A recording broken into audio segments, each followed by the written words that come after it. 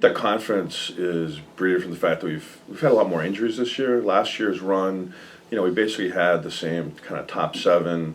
They had nagging injuries here or there, but no one really lost time. And during that period, I think a lot of what we did against Susquehanna was really, built and set up because our guys knew that they didn't have kind of that other go-to guy. And so they really buckled down on defense and, made enough plays. Last weekend, we did really good as a team. We definitely came together even when Joey went down the first game. So we definitely went to our bench a little bit more and we came together as a team. And then mostly we have our main pieces from last year.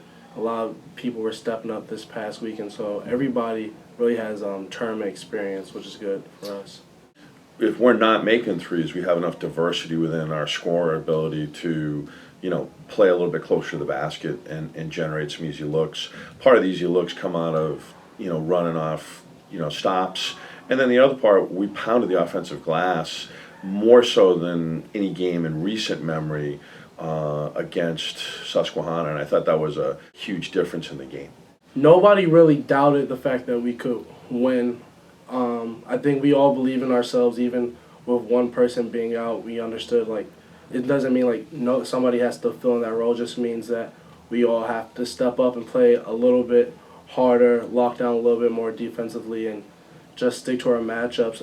I think a good job that Coach B does with us before every game is preparing to win, going through the scout. We had a good walkthrough earlier that morning, and guys were still feeling confident. There was never any doubt. Amherst traditionally has just really solid, skilled wings with NBA range from three, but what gets missed is that they can all get to the rim and that they're not just standstill three shooters. So I think that the ball screen piece, great to have the opportunity to play against two teams in a row that played that way, but I think Amherst has more scoring depth and power to finish around the rim than our last two opponents, even though both of those teams had good centers. We just play better when we lock down defensively. I mean, we get more confidence and defense turns into offense, which allowed for everybody to be in double figures with 5 or 6 guys. So that really helped out a lot. And then Joey, I think he had 8 assists, so he was definitely distributing and getting to the open guy, and we were able to finish. We play Amherst every year. We've split the last 6 meetings on each other's courts, and to play on a neutral court is going to be interesting since we've never really done that.